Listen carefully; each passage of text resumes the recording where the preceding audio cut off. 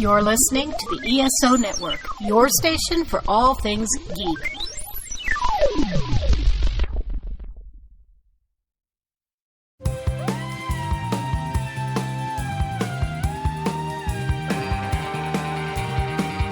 Hello and welcome to Enterprise Splaining, the podcast where we explain Star Trek Enterprise to each other and to you. I'm Bill, and these are my co-hosts Maria.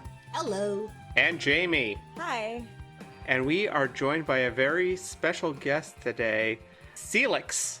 Hello.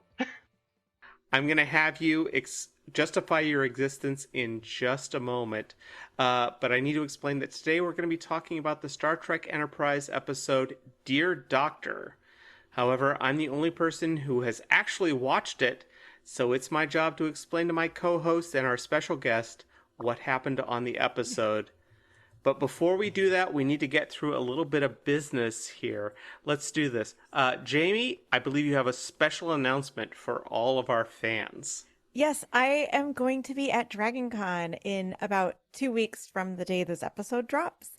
So if any of you guys are also going to be at DragonCon, you should come find me, maybe at some of my panels. I will be on a couple panels. I don't know when yet, but just you can look me up in the app or on the website in the schedule. My last name is Bernstein. I know we don't usually say last names with a B. So just look for Jamie Bernstein in the schedule and come to one of my panels. And if you're a fan of the podcast, honestly, come up and say hello, because I have never met a fan of this podcast that isn't like already my friend. So it would be really... We're not even fans of this podcast. That's not true. I'm a fan of this podcast. But seriously, it would make my whole day. Jamie, you are working on an Enterprise cosplay, I believe. You are working on a uniform. It's depending on the day you see me, I may be wearing an Enterprise uniform. So if you see somebody walking around the con, so you're really gonna stand out. If you see somebody walking around the con in an Enterprise uniform, it's probably me. Chances are maybe good. Somebody else will do this, but I'm guessing it will be me. I will be the person at DragonCon in an Enterprise uniform. I'm pretty sure one of the fans of the podcast actually wears his Enterprise uniform every year. So, ooh, well, this is a great segue for me. So, Seelix, I know you as a costumer. Can you please justify your existence as in terms of your experience with Enterprise and Star Trek in general? well, I have been a Star Trek fan since June of 1995, and I know that specifically because I was getting ready for surgery and I was given a Star Trek The Next Generation novel by one of my very good friends who said, "This is something you will love," in preparation for the surgery, and it was all downhill from there. Your first experience with Star Trek was a novel. Yeah, it was the Star Trek Next Generation novel, Here There Be Dragons. Nice. I believe That's so that was what it was called. It was definitely a Picard, Crusher, shippy, like as close to they could get as shippy for a Star Trek novel. And after that, I watched all of Next Generation, all of Voyager, went back and watched all of the original series.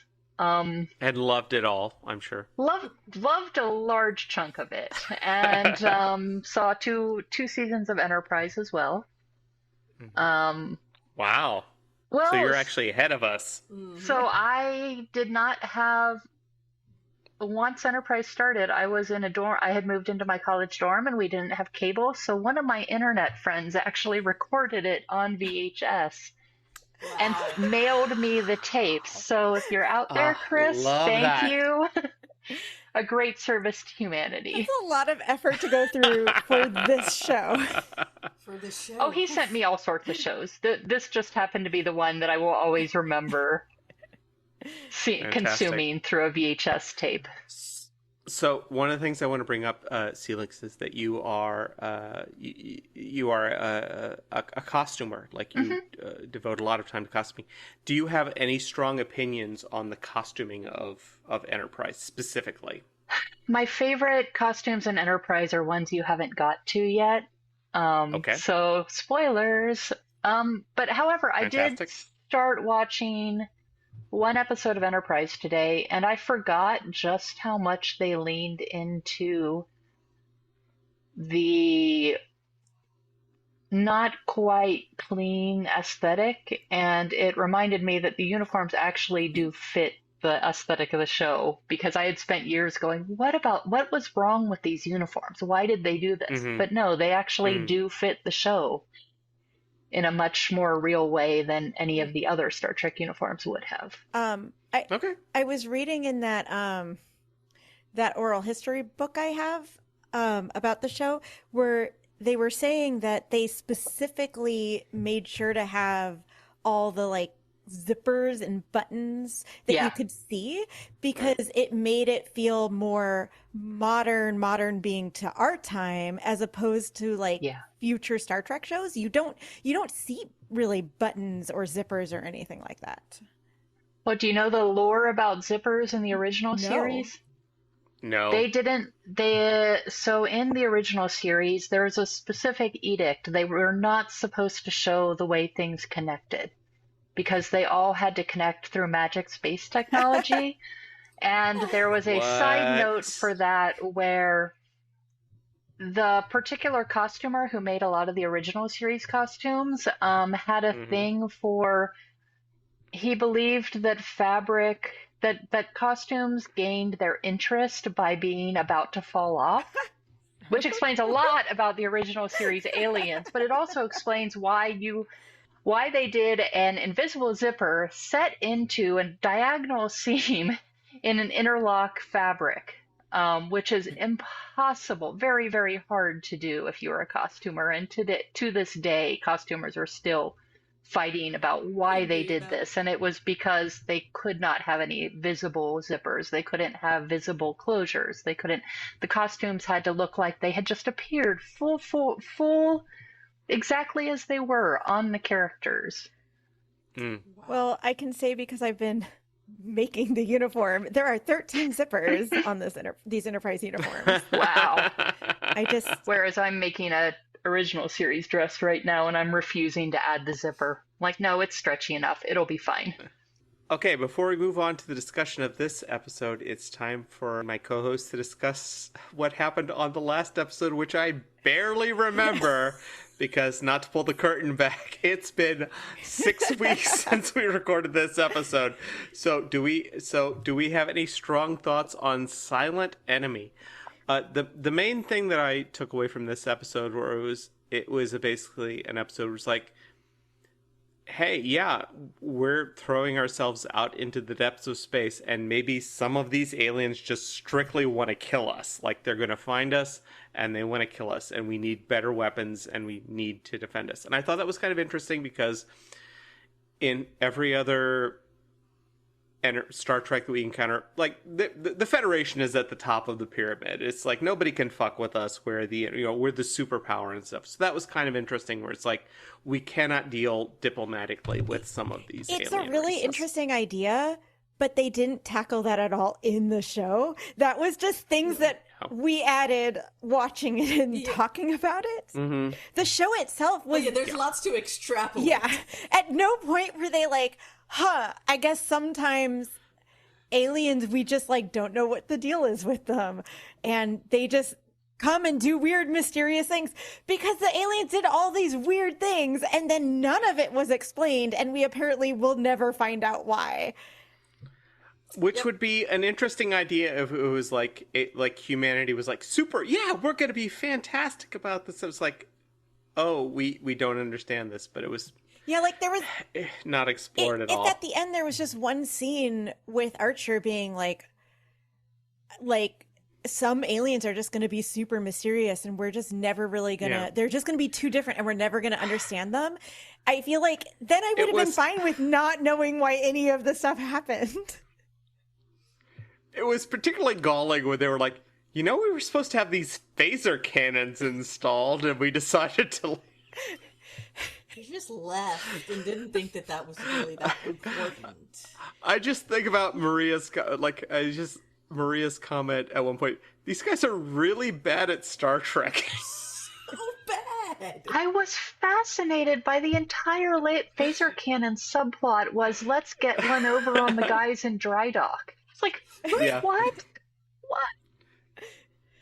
It made Which no is- sense. Which is fine if the idea that they want to get one installed before they get back, but it's like, we don't need to go back. We can do all this. Yeah. All right, Also, let's not. Malcolm is so boring. This confirmed that he's boring. We got his backstory, and his backstory is there is no backstory. He is just boring. No. His backstory is he likes pineapple. That's his backstory. He likes pineapple. His but parents won't don't tell know anyone. anything about him. It would be interesting. So the idea is that nobody close to him knows anything about, which would be interesting if it was like, oh, he concealed himself from his family and he was really closed off. But It's no, really it's just that he's boring. Yeah. They've But got an also, effort. they did manage to get a subtle reminder that everyone in this show is straight in getting his Yeah. backstory. I was like, the only point of the best friend scene was to be like, yes, this British man is straight. Yeah, that seemed to be a little bit of a theme in that, because there was also the scene with Trip and Archer where he was talking about Trip's girlfriend who he left behind in Florida, and that again was very much a look at the straight guy. Yeah. Yep, straight. Yep. So straight. Yeah, especially because Malcolm doesn't strike me as very I would if I were going to guess who the gay characters on the show would be, Malcolm would be near the top of my list. And Yeah. so I feel like they put that in on purpose to be just making sure he is a straight man. Did you guys notice at the end when they had the party, when they had the birthday party, that there were the only people at the party were the white men in the show? I mean, I guess Hoshi was there because she brought the cake. Well, she had to bring the food. They had to have the chick bring the food. But then, and then it was T'Pol just the and guys. Phlox weren't there, and Travis wasn't there. It was weird. It was real weird. That whole party scene was really weird. I've given up on trying to understand the politics of what is weird and what is not weird on this show. Just generally, the social dynamics are so confusing. They don't... Yeah. Who's friends with who? Clearly Archer and Trip are bros. That's clear. But other than that, they kind of tried to build this relationship with Travis and Malcolm. And Malcolm's too boring Snowman for episode. a relationship. Yeah, no. My big takeaway from this episode is, maybe the ship should have been fully functional before they decided to go into deep space for the first time. Maybe they should have had the entire crew and all of the equipment. And also, I like that Archer realized Which that is at one also- point. Which is also analysis of this series. Maybe they should have had the entire show Bible and concept and writer's room before they decided to. I think my favorite confusing moment in that episode was a throwaway scene where they're talking about how we have to get the phaser cannons set up, blah blah blah, and they pan along the back of everyone's head 3 times, and you can clearly see it is all men the first 3 times, and then they pan again, and suddenly there is a black woman. And I want to know, I really need to this know too. who was the person who stopped and went, oh no, we need an engineer who is not a dude. Please bring another person in. Yeah. And then she's there for the rest And of then the there's- time, but there's she a wasn't white there in woman. the first 3 things. There's a white woman that gets added at the end too. Yeah. Because I noticed that Yeah. same thing, because as I was watching, I was like, is the entire engineering crew of this ship white Yeah. men? Or were they all white? They were definitely all men. No, there was a man of indeterminate racial But they were definitely all background. men, and then I was like, I can't believe they're all men, and I had written a note, and then suddenly I was like, wait, a black woman! Where did she come from? Yeah. Well, not in this show's defense, but in our defense, it took us 8 episodes to figure out what Malcolm's job was on the show. It took us 4 episodes to figure out what Malcolm's name was on the show. I honestly forgot that Malcolm and Trip were 2 people until I was watching Silent Enemy. Excuse Like, me, I'm don't get watching it. it and going, They have totally different Seelix. accents. one man. Yes, there's Felix, one we man are with a not bad- going down this path of Trip, Travis, and DePaul, and all the T names, and... I made a cheat sheet for us with We did. photographs and names because British white guy, Southern white guy. Yeah. No, we are not going down this garden path. Okay, moving Wait, ahead. I have one more thing. We are going... I have 2 more things. Okay. Sorry. First of all, the aliens look so cool. I have never seen aliens that look like that on any Star Trek that I have seen. yeah, they were very Mars Attacks. Yeah.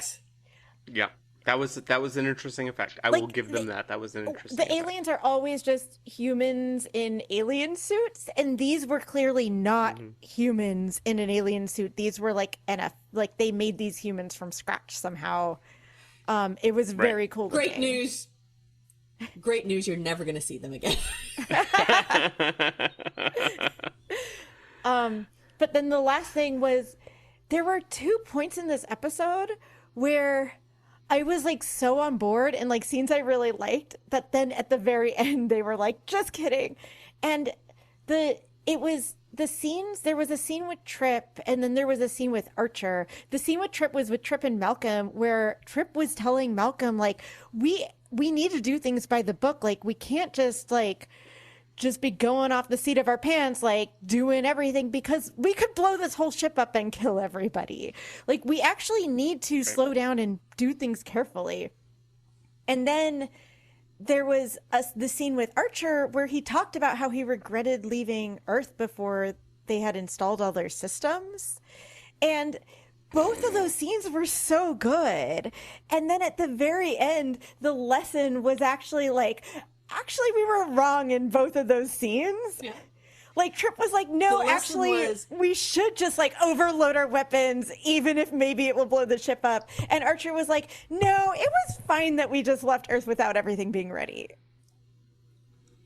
Yeah, the lesson was never doubt yourself, white man, you're fine. Like, that was literally like, no, it's okay. You were right all along. I know we've joked about it being like a startup, but it was very much that, like, what's that, like, go fast break things or whatever Yeah. mantra. Oh yeah. Yeah. And Oh I'm yeah. like, That is 100%. maybe not when it's a ship that could blow up and kill everybody on it. But also, like, that scene, the scene you were just talking about where Archer's like, I'm not really sure if we should have done this. And Trip literally goes, do you think the people who were sending rockets into space worried about, these things? And I was like, yes, they did. They spent Yes, they launches because of 100% bad did. weather all the time. Except it reads Yeah. differently in the context of SpaceX now. Yeah. That's Like, that true. scene, I was Well- like, oh no. Yeah, terrifying Oh, no. thought. And this show came out in 2001. All right. Do we have anything else to discuss? before we No, move let's move on. All right. Yeah, let's keep going. All right. Now that we've gotten that out of the way, it's time to talk about this week's episode, Computer. What episode will we be talking about this week? Dear Doctor, Captain Archer and Dr. Phlox face an ethical dilemma in attempting to help a plague-stricken alien race. Thank you. Now it's time for 2 truths and a lie, and this time I have actually done 2 truths and a lie and not 2 lies and a truth as I did it before. Fact number 1, we learned that Phlox is in a polycule. Oh, no. Come on. Okay. This is okay. Fact number 2, Archer decides to commit genocide.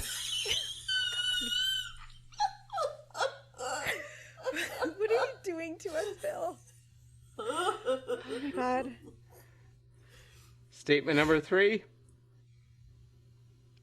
Porthos suffers from a disease that threatens the entire crew. I would like to go first.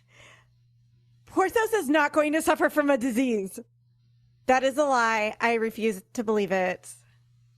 Also, Bill, your lies are always Porthos related.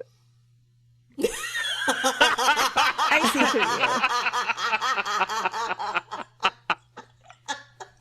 I was thinking the exact same thing. But that means the other two are true, which means I really want to get into this because of what? But I'm gonna go with the lie being Porthos suffering from a disease. He's not gonna. They're not gonna. That threatens the entire crew. Okay. Seelix, as someone who has seen this episode, do you want to abstain or do you want to have a hot take on this? I'm going to abstain because this is the one Enterprise episode I actually remember. So I had rewatched Silent Enemy today, in fact. Oh, sorry. But I remember this particular Enterprise episode. I laughed so hard I pulled my earplug out. So, cold open. Phlox enters med bay, and it's the morning. He is feeding his menagerie of creatures that he uses for healing purposes. Phlox walks into med bay. It's the beginning of the day, and he has all these little critters in there that he's using to heal people, and he is feeding them. And he is walking around to each of their cages, and he is feeding them and talking to them about, like, here's what he's giving to them, da-da-da-da-da-da. Wait, so he just has like a whole bunch of animals on this ship? Like a whole bunch of them? Oh, yeah, no. But they've talked about that before, like, because he uses them. Yeah, but we've never seen them. We've talked about Phlox. Phlox is a homeopath. He has these creatures that he places onto people. He doesn't use, like, rays or, beams to heal people. He is a veterinarian.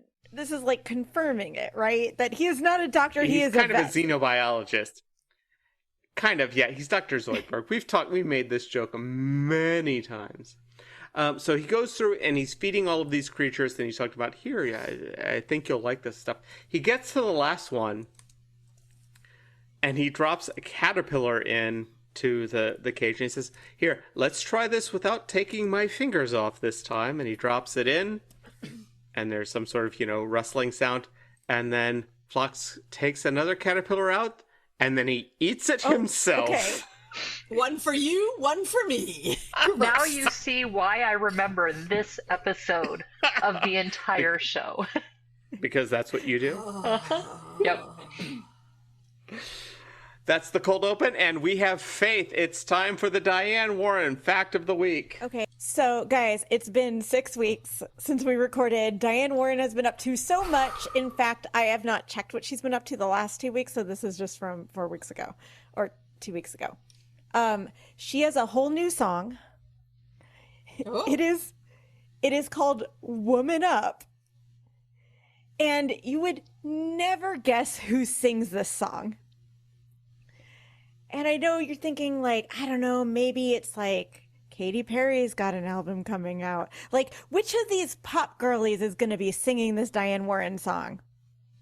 Guys, the song is being sung by Tiffany Haddish.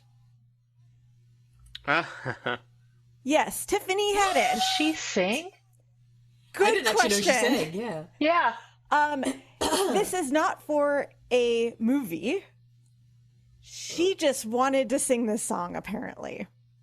She wants to be a singer, I guess. Did she meet Diane Warren in an elevator? Not quite, but I have the story of how this song came about.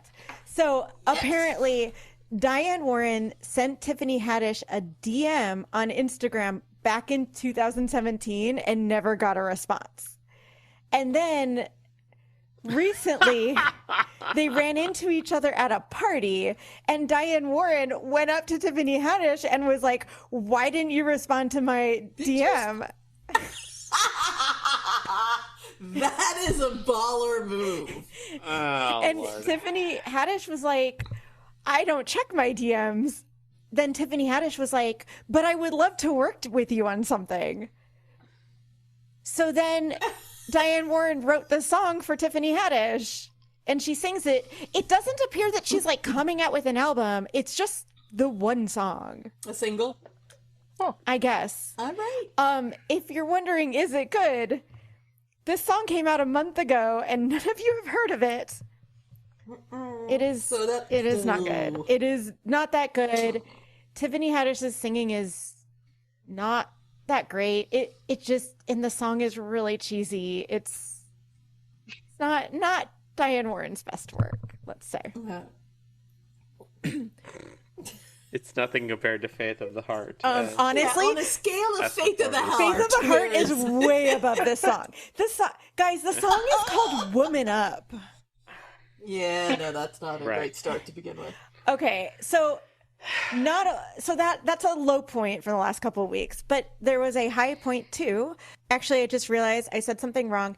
Tiffany Haddish says that she is currently working on an album. She was nominated for a Grammy in 2019 for a spoken word for narrating her own memoir. And because she got because she was nominated for a Grammy, she said it made her think maybe she could become a singer. And so now she's working on an album. The high point of Diane Warren's last couple of weeks was that she got a big award at the Songwriters Hall of Fame.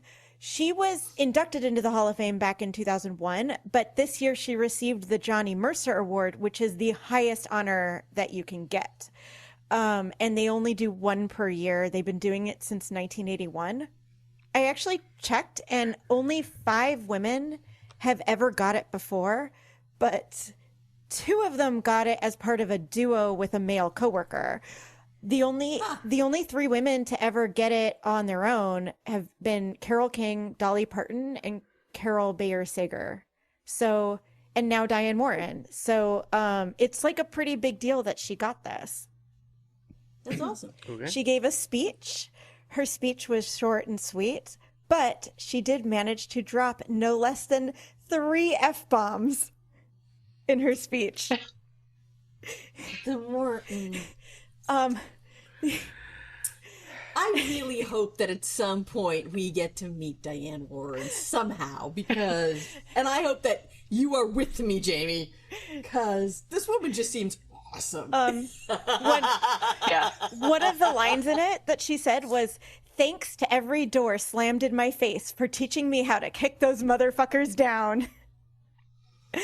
Okay, that's actually a really good line. Yeah, I know. I love that. Yeah. Wow. Great. And New DragonCon ribbon.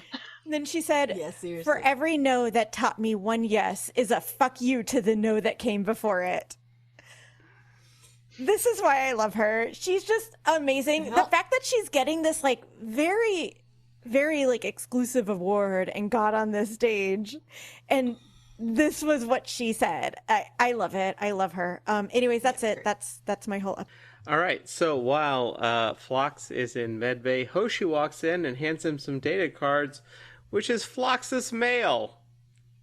We had email in the 90s. Why does he have to bring these data cards in? We don't know. Not important. Not important. Hoshi tells us that Phlox gets more letters from home than anyone else, and people are getting jealous. "What's her name?" says Hoshi. Phlox informs her that most of his mail is from Dr. Lucas, the first human on his home planet. So this assumption that like if Phlox Phlox has a romantic partner and it's a girl, because of course it is, because gay people have not been invented yet. No, there's no gay people in space. Hold your thoughts on that. Phlox, also, we learned that Phlox is teaching Hoshi the Nebian language, and later today they're going to be tackling gerunds, which I found very sweet. Tackling gerunds is a good band name. Phlox pops a cartridge into the computer, and he's listening to his mail. Dr. Lucas, who is the first human on Denebulan homeworld, is having a hectic season. It's mating season, so you know how that goes. I thought human reproduction was complicated. From now on, Phlox is narrating his reply, which is going to take us through this episode. Is the other doctor is also the same? I can't remember what race Phlox is. Denobulan. Phlox is Denobulan. And Dr. Lucas is a human who is on the Denobulan homeworld. Okay. Sorry, I'm already confused and having trouble following. It's a cultural explain. What part is confusing you? Pen pal. Who has weird mating rituals? The Denobulans do, according to Dr. Lucas, who is human. Okay, is this? I see. He said this place that he's the planet he's on, is that all right? Let me take this again. I can't remember any of these words. He's on Denobulus. Let me take this again. It's the planet where Phlox comes from, right? Denobula, Massachusetts. Never mind. Phlox is not from Earth. He's from another planet. But the planet that this human doctor's on is Phlox's home planet, right? Yes. Okay, sorry. Yep. That's the part I did not understand. Okay, sorry. You can move on. So he is on Denobula or whatever. Or he's on the Denobulan homeworld. On the homeworld, he is observing their mating rituals and being I thought human mating was complicated. Oh, no. Well, hold on, because we're going to get into this. The last thing I want to know is Phlox's homeworld's mating rituals. Everything about Phlox is creepy. Too bad. Oh, God. Too bad. Because the rest of the episode is Phlox is narrating his reply, which is going to take us through the rest of the episode.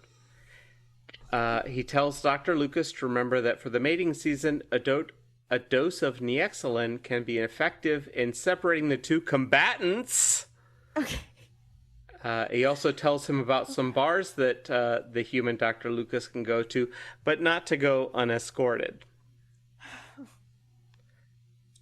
Phlox begins narrating his day. Phlox treats a crewman who got burned in engineering, and then he invited Malcolm to eat with him, and Malcolm is like, no fucking way am I getting involved in a meal with you, because this is a psychological nightmare. Suddenly, there is a major emergency. Porthos has an upset tummy. No! We were so wrong. Archer is there. He is a very concerned doggy daddy. It turns out it's that darn cheese. Oh, see, he was warned previously. Archer told Porthos, your tummy doesn't agree with cheese. He was warned many, many times, and Phlox tells him it's a simple cure, but he cannot have cheese. And Archer looks at Porthos and says, you heard him. No more cheese. He zaps him with a ray. Everything is fine.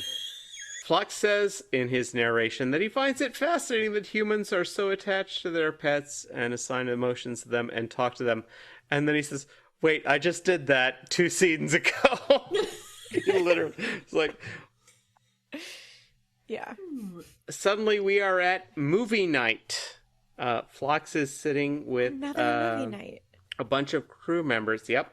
They're watching For Whom the Bell Tolls.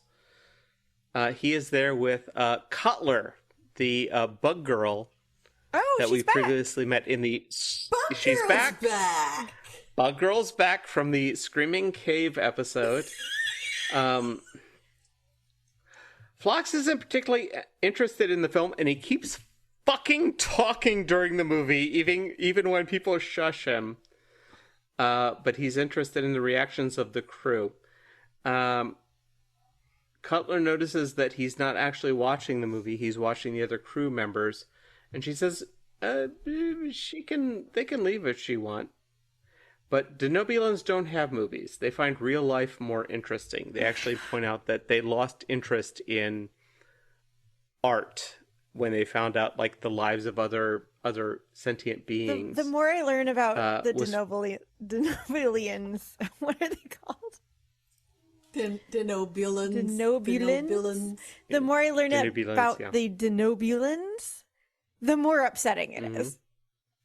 They're the creepiest motherfuckers, man. Come on. But he continues to look around and look at the other audience members and talk about that. And he notices that Trip is in the audience, and Trip is crying at the climax of the movie.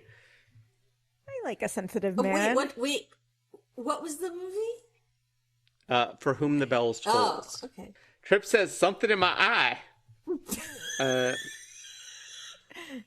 Phlox is amazed at about how humans get engaged with fiction. Phlox and Cutler are walking back and going over medical terms about what body parts connect to what. Apparently, Cutler is studying for some medical exam. They're going over, like, this muscle connects to this muscle, connects to this muscle, connects to this muscle.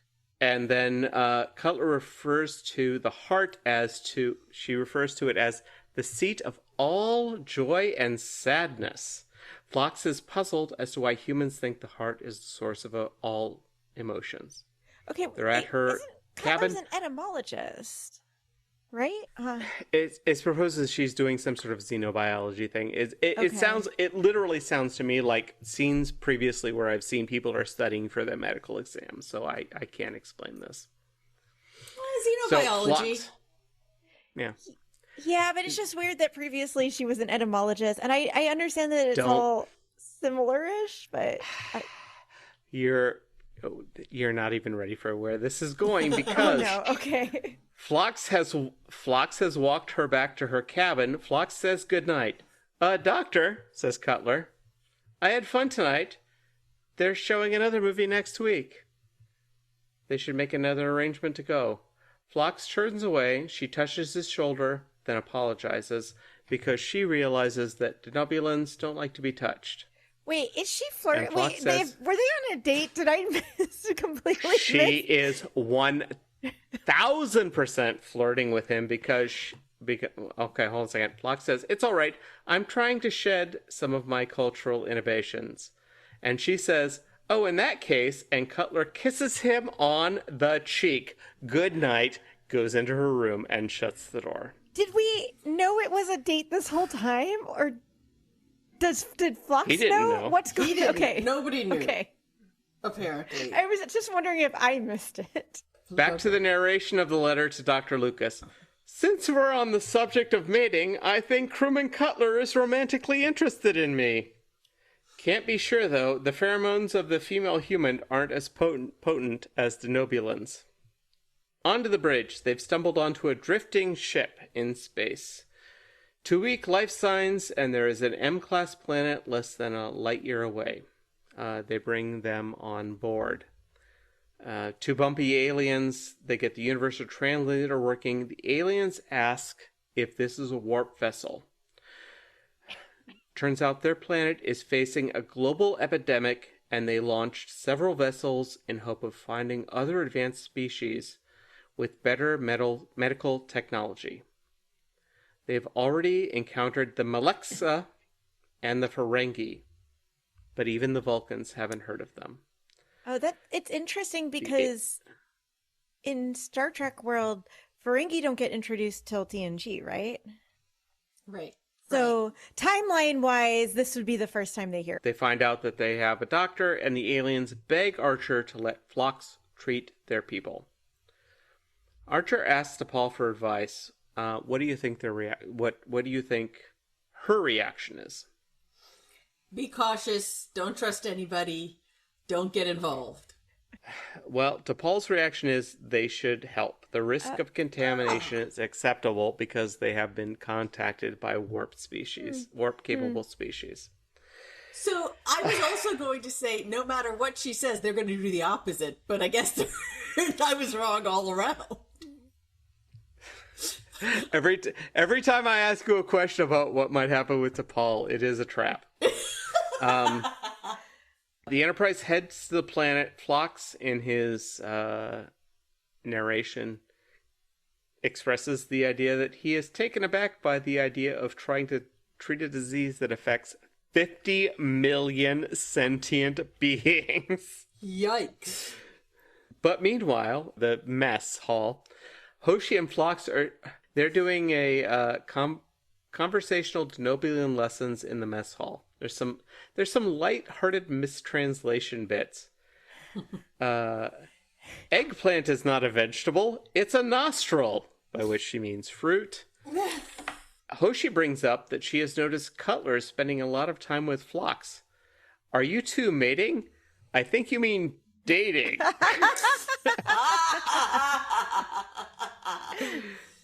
But he's not sure, but Hoshi says there are ways that you can tell. Does she want to spend time with you? Does she spend little excuses to make physical contact? Hoshi says they make a very cute washboard. Washboard? Couple. No, that's not the right word for that. Finally, they arrive at the alien planet. Phlox is amazed that the captain has committed all our resources to helping people he didn't even know about 2 days ago. Phlox is struck by this. They arrive on an alien medical ward. There are a lot of people dying in here. Wait, I have a little question. Yeah. So this alien race, they asked about the warp engines. Do they not have warp engines? No, the race does not have warp engines. But they know set about out warp spaceships. engines? They have been visited by warp-capable Okay. species, but they do not themselves. So they sent out. Okay, so and that's the why best they and the were able brightest to get the message and get there so quickly. Okay. Yep. Because I was like, I don't understand why they didn't just send out their own. Okay. Right. I was confused. So two warp-capable species had visited them, but they don't have the capability themselves. Okay. So they're in an alien medical ward. There are lots of dying people. This is a disease that is affecting their entire race. Phlox asks to look at their case histories. Hoshi talks to an orderly who is... they've got the universal translator working. And Hoshi talks to what looks like an orderly. And this orderly starts speaking in a language that the universal translate can't convert. And she's puzzled. T'Pol tells Archer that they should assign guards to Phlox and his equipment. Archer says, they don't seem like they'll steal anything. And T'Pol says, yeah, your experience with less developed civilizations is limited. Literally the last episode, they ran into aliens who just want to kill them for no reason. This episode gets into moral complications, which this show has not dealt with at all. It's like, oh yeah, maybe if we're bringing down our more advanced technology, we should be more careful. This could all be a trick. This is all Prime Directive stuff too. Like these aliens might have just tricked them there in order to steal their technology. The least they can do is have a guard. So, T'Pol and Archer catch up to Hoshi, still speaking to the orderly. And it's like, I don't understand why I can't talk to this guy. One of the other aliens comes up and says something, and the orderly alien leaves. Now, these aliens look very much like to us. It turns out that for this entire planet, you might assume that they're one culture, they have one language, but no. It turns out that this guy is a different species, and they are called the Mink. They are not as evolved as the Valakians, but they're very hard workers. On most planets we've encountered, only one species of humanoids has survived the evolutionary process. So it turns out that this is a situation where it was basically like if Homo sapiens and Neanderthals were still alive at the same time. Seelix? Yes. Is that like because there were lots of different sapiens, right? I feel like what happened on Earth, us having only Homo sapiens surviving, would be unusual. It really depends on a lot of things. Like you could see if people were if two species were completely isolated, two sapient species, yeah. Because the Valakians, who are the first species that we've encountered on this planet, have assumed that Archer, T'Pol, and Phlox were from the same planet. Oh, okay. On Earth, most other types of animals have like multiple species. So wouldn't we Right. assume like on other planets that it would be more likely than not that there'd be like multiple forms Well, of sapien? We only have one planet on which that experiment has been Only one run. data point. So we honestly, like, there are so many ways it could go either way. You have two sapient species. Say you have one that evolves in the ocean, one that evolves on land, or one that evolves in a cold climate, one that right. evolves in a hot planet. Really, as long as they're not competing for resources, you could easily have two So sapient species evolve. there are no Menk patients in the ward. Why? They haven't contracted the disease. Phlox asks if they've looked into the Menk immunity, and of course that was one of the first things that they looked into, but Menk and Valachians are biologically incompatible.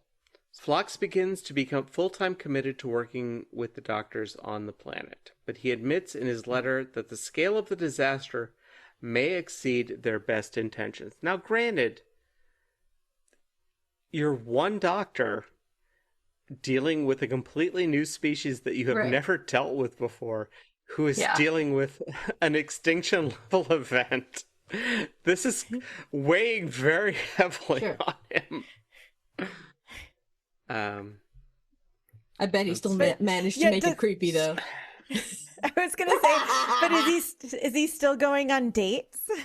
Phlox enlists Cutler as a trained exobiologist. He's still confused about how Cutler might feel about him, so he decides to get interspecies advice from T'Pol. Yeah. What? So basically, he's dealing with this like he needs to if he can't solve this medical mystery, like an entire species will be wiped out. But he's still like going Yep. around like, but how do I know if this girl likes me? Exactly. Yeah, it's real Melrose Place there. T'Pol is in medbay. Can you guess why? Just off the top of your head. Don't think about this too much. Why is T'Pol in medbay? Is she concerned about Porthos? She looking to find ways to silence Trip. Nope. She has a cavity. That's impossible. My teeth were sealed with trifluoride compound 23 years ago. Yeah, well, tough shit. It's broken up. You have a cavity. I need to treat it. So we get a dentist scene from Phlox and T'Pol. Time for dentist jokes. What? T'Pol's like, well, I'm sure you're busy. And Phlox's like, nope, we'll take care of this right now. Only take a minute. And then he starts to talk to her while he has his tools in her mouth and she can't actually talk What to him. a choice! What a choice!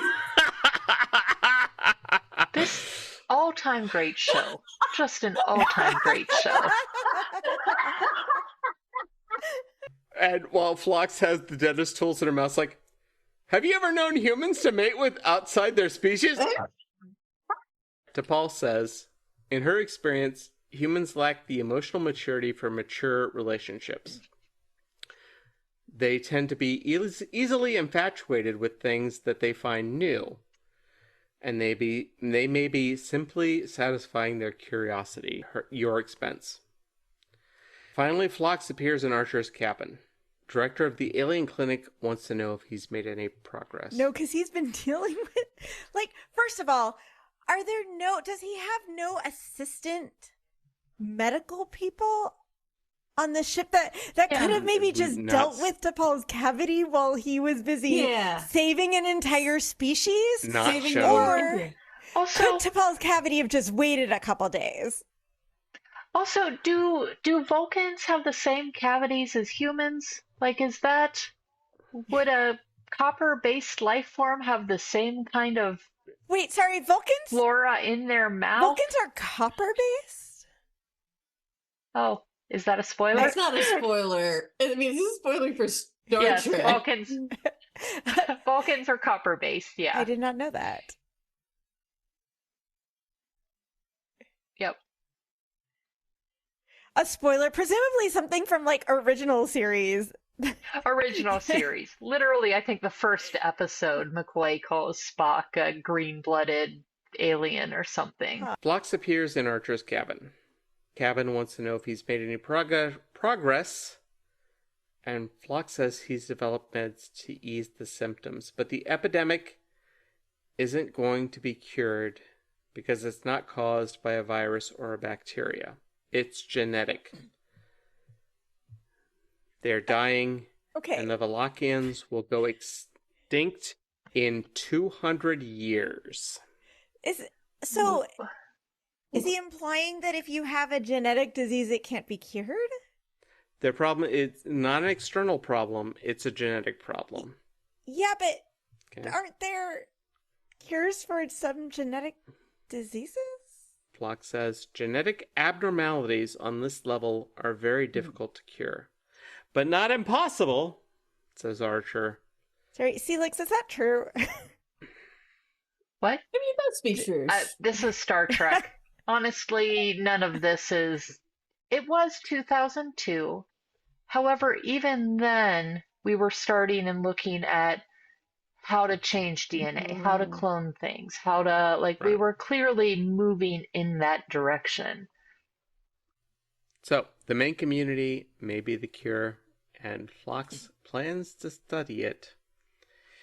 Which they do. They land, Phlox, Hoshi, Cutler, and another crew member. They are in what looks like a tribal village. It's lit by torches and campfires. This is where the Mink live.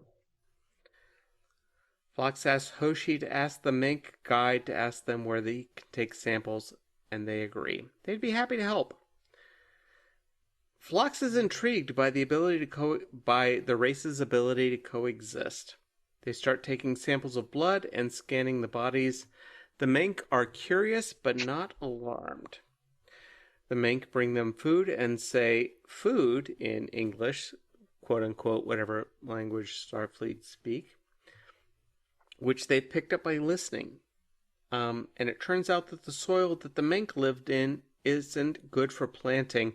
The Valachians won't let them live where it's arable land where it's good to grow, but provide them with food and whatever they need. The Valachians are good to them. Now, this pisses off the humans on the Star Trek crew, as you might imagine, according to Phlox. The humans think the Mink are being exploited, despite the fact, according to Phlox, that the Mink themselves do not express this thought. I found this very fascinating. So the humans are imposing their own it sounds like these two species have found a way to work together and they're both happy with it, and the humans are like, no, this just doesn't seem right. So as they're collecting samples, as the Federation are collecting blood samples, one of the Mink is rearranging the vials. He's done it by family and bloodlines and marriage. Mink's abilities may be underestimated. Cutler notes that Phlox really isn't bothered by the way the Mink are being treated by the Valachians.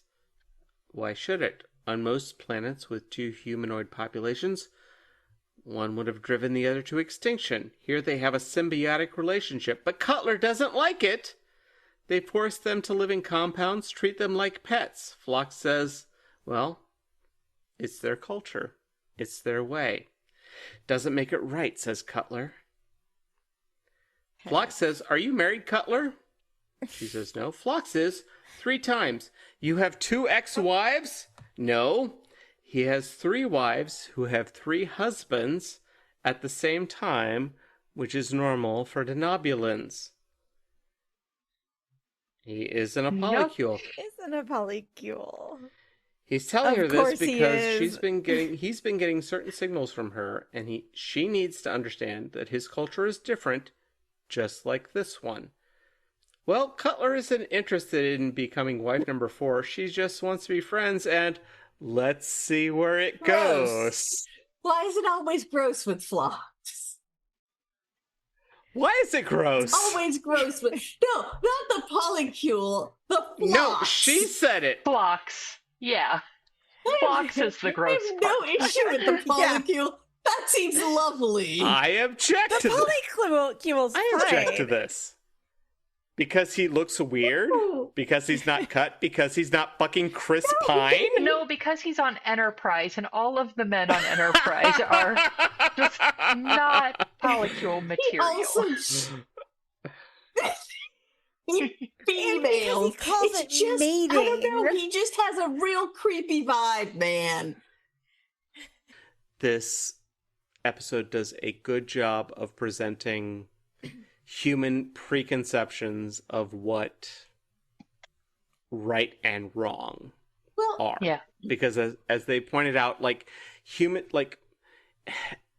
this episode, as you probably expected, gets into the idea of what if Homo sapiens and Homo Neanderthals had existed into our common point? Like, what would our expectations? It dips its toe into this idea.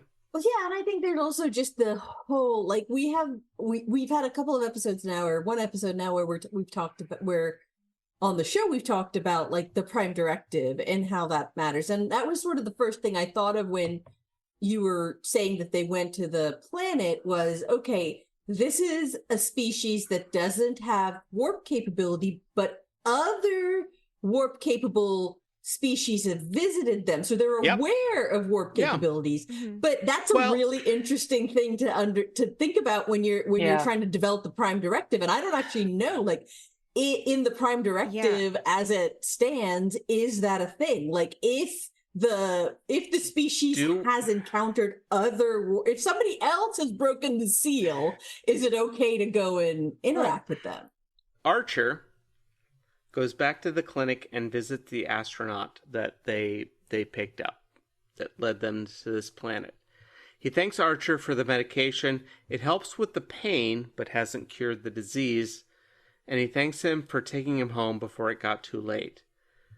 But if their medical expertise can't help the species, he asks Archer to give them warp drive technology so that they can find other species that might help them. Interesting. We're back on the Enterprise. Archer speaks to DePaul. They've been hailed by 29 other clinics all over the planet who mistakenly believed that they found a cure. In the ready room, Archer brings up the warp drive issue. DePaul points out that even if they had the schematics, they don't have the expertise to build a warp drive or to deal with antimatter. They have a pretty heady discussion about the issue of staying to help. When I think about modern technologies that we have today, I feel like a lot of it is not as simple as, like, you can just pass over, like, you could just give somebody a schematic and they're like, oh, I guess we can go build this now. It seems like it like most really complex technologies require so much, like, you have to have all the other technologies also leading up to it. You can't just, like, have the final thing. This is Star Trek at its best, though. These are the questions that Star Trek handles the best. Let's see how they do. Yeah. And, girl, T'Pol says, 100 years ago, the Vulcans stayed to help humans. We're still there. Oh, shit, my girl, T'Pol, come on. I really wish T'Pol had been in a better Star Trek. Me too. What a great character she is. What I love about her is I feel like up till now, and again, I know most Vulcans were on original series, which I really haven't seen much of, but most of what I've seen of Vulcans, they just have the, like, they're like cold and kind of maybe rude, but they're not, like, if they're funny, they're funny. It's not like the jokes laughing at them. Yeah. But with T'Pol, you really get the feeling like she knows what she's saying. You got that with Tuvok a lot. You got that with Tuvok and Voyager a lot. And Tuvok and Janeway had a great relationship for being able to have that kind of snarky because they respected each other. Yeah, and Jamie, you haven't seen that, and you haven't seen the original series, so you don't have the sort of the relationship with Spock, which is the main Vulcan that we've seen, you know, and so Here's the quote from Archer that you never thought you would hear. Archer says, "I never thought I'd say this, but I'm beginning to understand how the Vulcans must have felt." All right, Archer. Well, look at that No. amount of character Will he development that remember won't this? last. No. Emily's like, no. I mean, no. this Spoiler, is the issue no. of like, okay, we know what's like, this is obviously, this is best, like preservation of life is best, but you get into a situation, it's like, if we do this, we are going to fundamentally alter this How culture. interesting. Yeah. I love that. Late at night, mess hall is empty, except for Archer in a t-shirt. Phlox centers, can't sleep? Well, denobulins need little sleep except for their hibernation period, which lasts for 6 days. Now we get to the nut of the problem. Phlox hypothesizes that even if he could find a cure, it might not be ethical. Because the Menk are advancing towards an evolutionary awakening that would lead them to become the dominant species on the planet, which might not happen if the Valachians were around. And we get to the issue. Can we choose one species of another? Should we let nature take its course? Oh, that's so interesting. See, Oh, that's not how evolution works. Evolution does not work towards anything. It works from things. And this is one of the things, like, this is the one. I'm pretty open about Star Trek science. I love to see how it works, how Sure. it could work. But evolution is a fundamentally reactive process. It is not planning to, like, I'm going to have a big character moment, character reveal in 200 years. Ta-da! But I think what they're saying is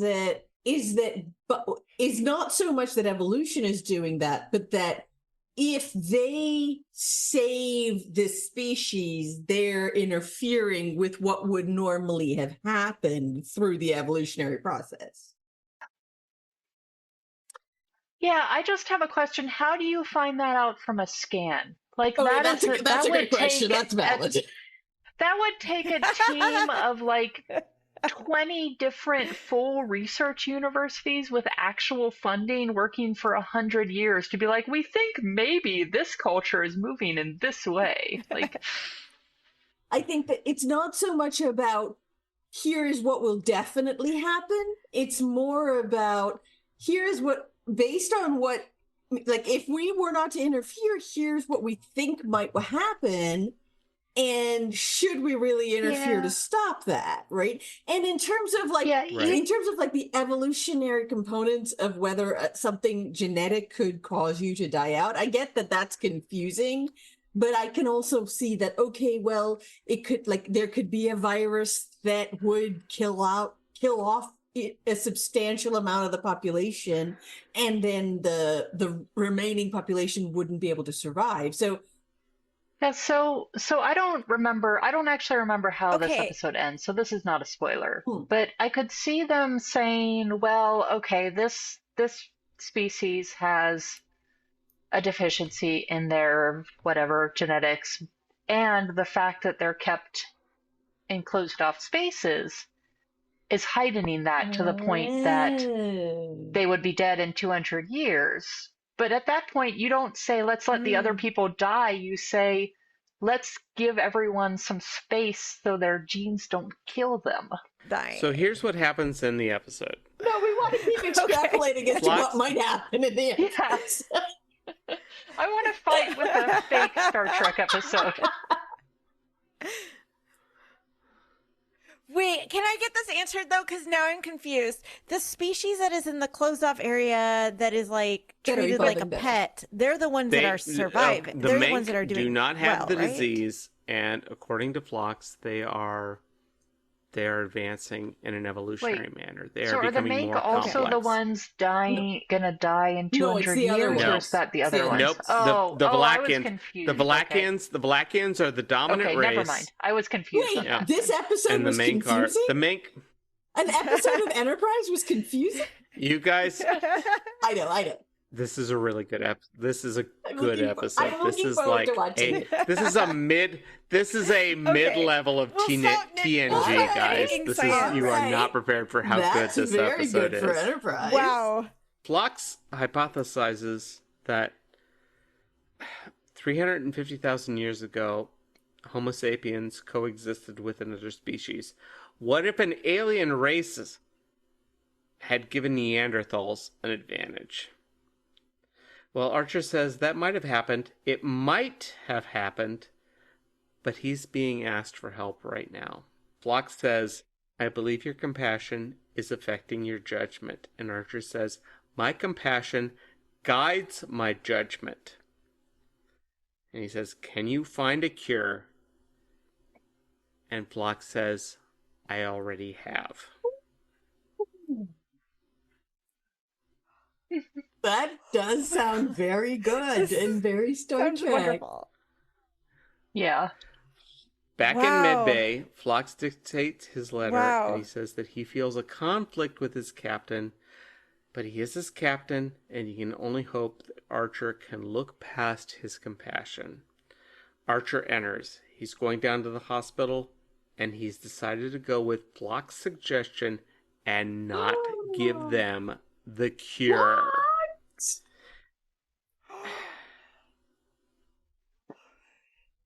Yeah. You it guys, did- this is the most it's I've real ever heavy. been into it. Like, I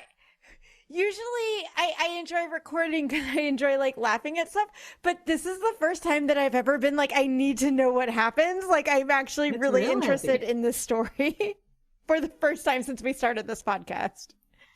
Archer has a speech. Okay, he says, someday my people are going to come up with some sort of doctrine.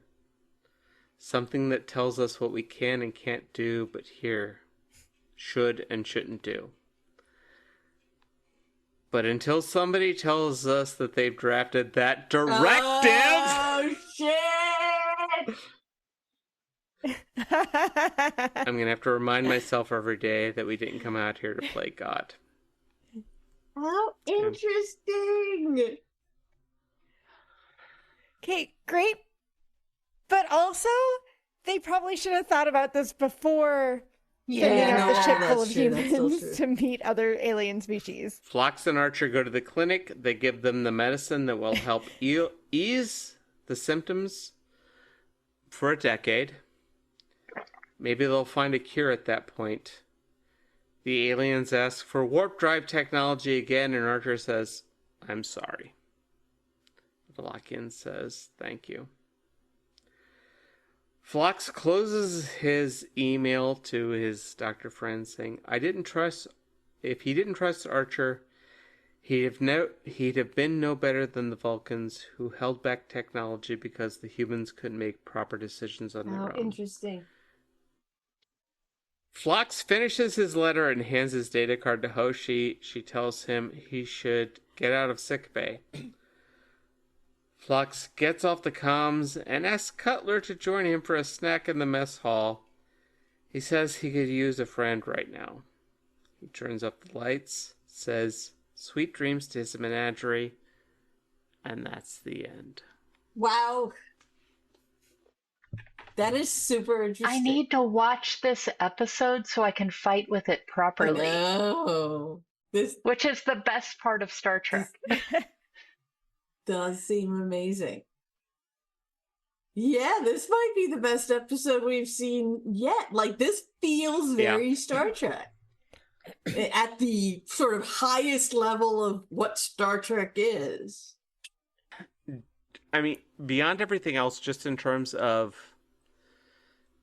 Earthling humans dealing with other alien races, well, we need to But I feel like respect that. Like, we need to deal with the other idea. There are other alien ideas. yeah, I'm so glad because that's the most interesting part of of the whole conceit of Enterprise, right? That like, okay, how did we get from where we are now in our world to where we are in the original series? That's so interesting. And like all of these things, like all these sort of deep philosophical arguments about what life is and what evolution is so interesting. But also by withholding something, it is also that's also like a form of imposing. It should play it's out saying the way we it's know better and we think it should act like they we have made want it that to go choice. this way, but we're going to make the choice for them that it should go this way. Where the actual like empowering one would be, this is what is happening. Here is everything that's going on with your various species here. It's a messy episode, and I like it for that point. Yeah, I love that. I really hate that they did just impose like. But any decision. It feels. Crusher and Bashir never would have withheld that care. Never in a million years. Never, ever, ever. No. Yeah, but it would have never even occurred to Bashir. Yeah, Crusher would have thought about it. In the episode about the drug episode with Crusher's, like, where the one. Oh yeah. The terrorists or whatever. The one race was. Yeah. Well, no. The race where it's like, oh, they have this disease, and it's like, no, we've created this drug that they have a dependency on. But that happened. That also happened in Deep Space Nine with what's it's called? Yeah, the Dominion and the Jem'Hadar, right? Like, it was a very similar issue, and these are the conversations that are the most interesting about Star Trek. Same planet. It's like the Discovery, where it was like, oh, this race eats this race. The Kelpians are so interesting. I've been thinking about the Kelpians the entire episode. It makes me a little scared of Phlox. Like Phlox is. Obviously I've only seen really just TNG and Deep Space Nine, but our doctors on both of those shows felt like the ethical heart of the show. Mm-hmm. Like they were the ones that were thinking about ethics all the time. And now we have this doctor who's really, that is not the way he sees things. He is not even human, and he doesn't see things in the way that we see it. And he does seem to have but he has his own set of ethics that is maybe different from the way that we think about things. I still have to say the wildest thing in this episode is the idea that there's an entire polycule of straight people.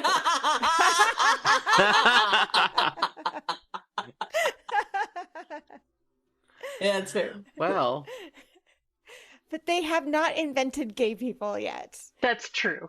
They don't do that until the original series, right? But it is all really interesting. So, are there gay people in the original series? No. I thought maybe they didn't invent it until the episode with Riker with the like genderqueer society. Maybe they invented gay people in that I keep episode? forgetting you haven't seen the original series, Jamie. I'm sorry.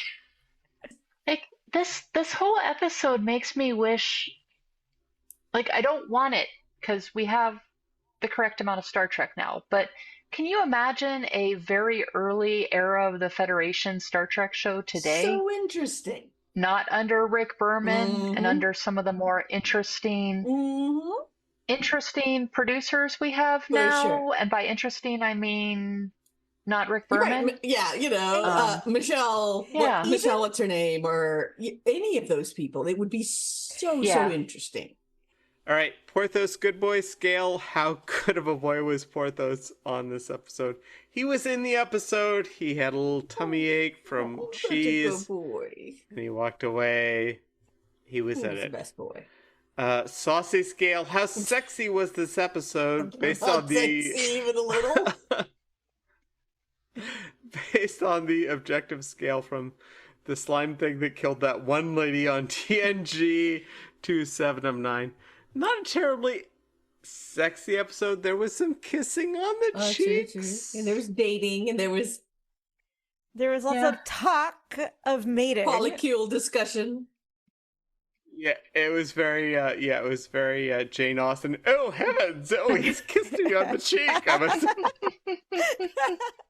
Never asked, never answered. I felt like this episode did very well on the scale because it opened a lot of questions about different actual species and stuff like that. Like, I felt like this dealt with a lot of You mean it was a well put together episode? Yeah, where they wrapped up all the loose ends? You sound so surprised. I don't know if they... No, I don't know if they wrapped up all the loose ends, but I felt like they asked a lot of questions. Like, now we move into the issue of Will's Holorex. Was Chef never mentioned? This might be the first episode. No, there wasn't. Where there was no mention of food. Phlox and Hoshi were in the mess hall having a meal and having their conversational denobulin conversation, but they didn't talk about food at all.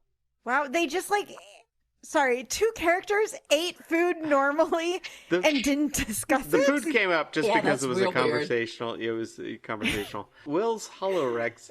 I don't know if there was we all know that William Riker is watching this episode on the holodeck. What would you recommend that William Riker read or watch instead of this episode? I picked this one special today because I knew Seelix was here and would like it.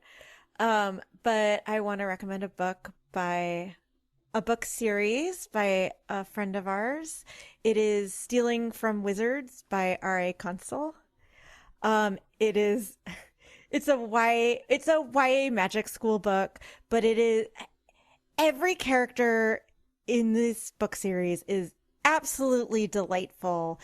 It's got a lot of really dark elements, but in the end it's really all about friendship and just caring for each other. But the world is so well realized. The characters are just drawn so well.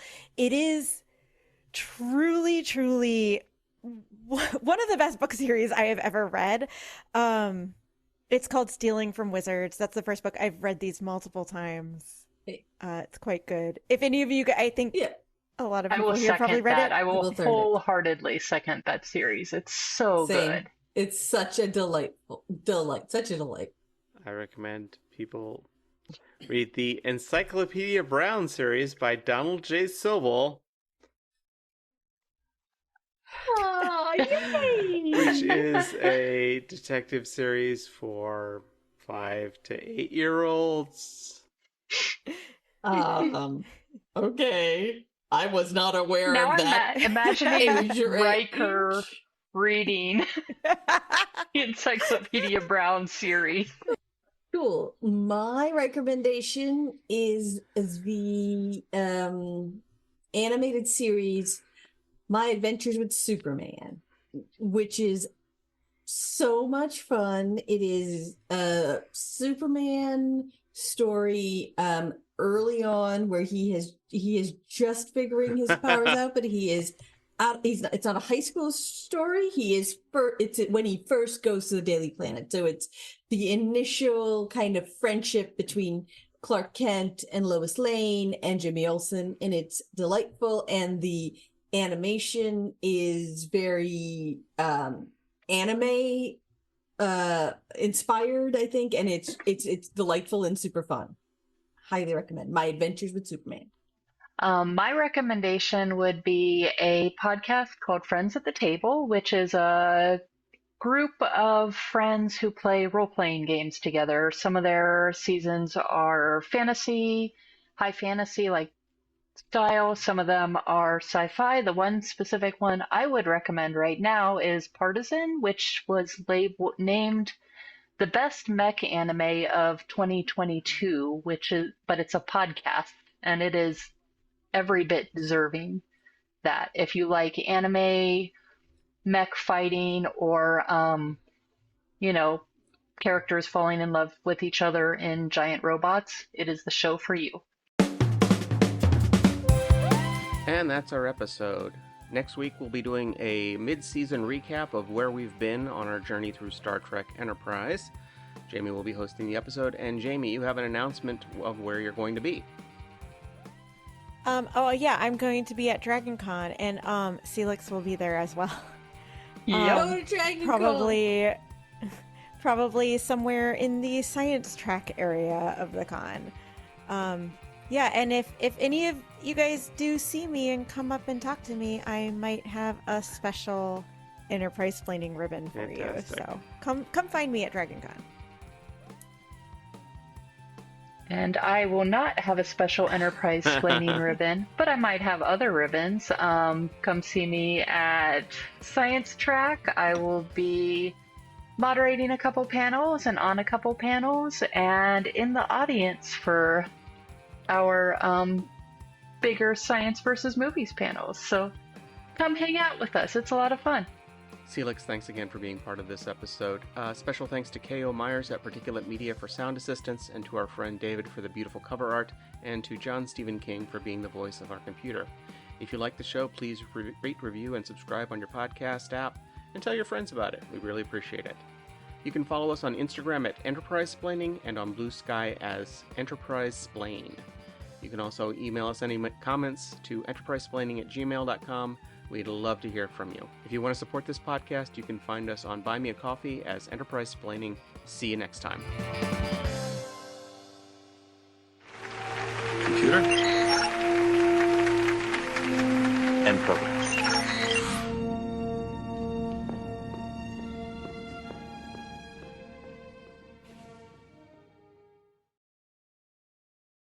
I just want to point out here that the actual synopsis says, in attempting to help a plague-strick alien race.